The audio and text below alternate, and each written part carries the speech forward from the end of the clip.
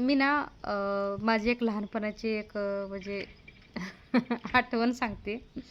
मी असेल एक 7-8 वर्षाची असेल, 8 वर्षाची. मला म्हणजे असं कळत होतं मला चांगलं. मी एवढी पाक म्हणजे काय बारकी नव्हती, कळत होतं मला चांगलं. पहिला लहानपणी आमची परिस्थिती लई बिकट होती. लई म्हणजे लई प्रमाणाच्या बाहेर. मग ₹1-2 म्हणजे आमच्या आईला मागायचं म्हटलं तर काय म्हणायचं नागिन डान्स करावा लागत होता पहिला. नाही तर काय झालं, आमची मम्मी माहेरला चालली होती डपळापूरला. त्या टायमाला मला ₹2 पाहिजे होतं.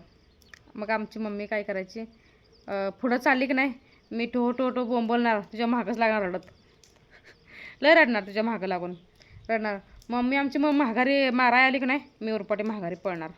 असं मी लहानपणी करू. आमच्या मम्मीला लय त्रास दिला, भयंकर त्रास दिला. कामाला चालली तरी बी असं मम्मी पैसे म्हणजे नाही दिली की नाही, लय कामाला जाताना बी रडणार रडणार रडणार. शेवटी कामावर जाऊन माघारी यायला लागायचं आमच्या मम्मीला. त्यांचा पहिला किती मला जसं कळतं तसं ₹25, ₹20. मी आमच्या मम्मीसंग ₹25 कामाला गेलो आहे. ₹25 पहिला ₹25 पगार असायची. मी एवढी लहान तेव्हा. मग तेव्हा आमच्या मम्मीला किती ₹20-25 पगार असायची. मग आम्ही तेव्हा तेव्हा एवढं स्वस्त होतं की नाही सगळं. एक ₹200 जरी नेलं तर पिशवी भरून बाजार यायचा. ₹200 ₹200 तरी लय झालं म्हणायचं. पिशवीभरून बाजार खाया प्यायला भरपूर असायचं, स्वस्त असायचं पहिला आणि सगळं स्वस्त होतं. पहिल्याचा जमाना गेला थोडा, आत्ता काय पहिल्याचा जमाना नाही राहिला, पण तरी पण. मग झालं काय, एकदा आमची मम्मी माहेरला जाताना मला ₹2 पाहिजे होतं. आमच्या मम्मीनं मला ₹2 दिलं होतं, पण ती जुन्या काळातला ₹1चा शिक्का असायचा ना मोठा तो, हां, तसं ती ₹2 मला दिलं होतं. पण मला काय वाटलं ती ₹1 आहे का, मी नीट बघितलंच नव्हतं, कारण का मम्मीला माझा त्रास द्यायचा होता मला. हां, आणि मी बघितलं नव्हतं. आमची मम्मी रिक्षात बसली की नाही, रिक्षाचं मागं म्हणजे चालू रिक्षामध्ये उभारणार आणि मोठ्याने रडणार, लई मोठ्याने रडणार ओरडून ओरडून. आणि आमची मम्मी म्हणजे मला शिवी द्यायची, हां रांड म्हणायची. असं म्हणून काठी घेऊन माघारी आली की नाही, माघारी पळणार. हां, असं करत करत मम्मीने ₹2 देऊन सुद्धा मम्मीला ऐकलं नाही. शेवटी मी रडत रडत मम्मीसंग काळी पिळत बसलो. तेव्हा किती हो, ₹5 का काहीतरी तिकीट होतं. ₹5 बी नव्हतं डबळापूरला तेव्हा, कमी होता.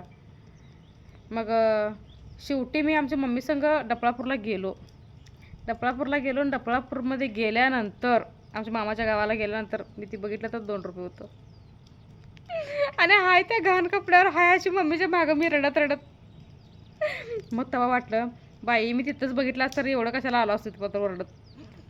माझा हट्ट, मी लई हट्टी होती, लई जिद्दी, लई म्हणजे लई प्रमाणाच्या बाहेर जिद्दी होती, प्रमाणाच्या बाहेर हट्टी होती. आमच्या मम्मीला खरंच मी त्रास दिला, पण आत्ता वाटते बाबा आपण जेवढा त्रास दिला आहे तेवढा आपली पण पोरं आपल्याला त्रास देतील. पण असं नाही सोडा. माझी पोरं सध्या तर चांगली आहे, ती हट्टी नाही ती. पण आता काय बोलू काय नको. खरंच लय जिद्दी होती, लय हट्टी होती. आमच्या मम्मीला लय त्रास दिला आहे मी.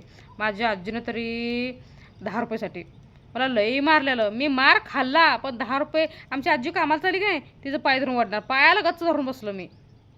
तिला जाऊच दिलं नाही पुढं.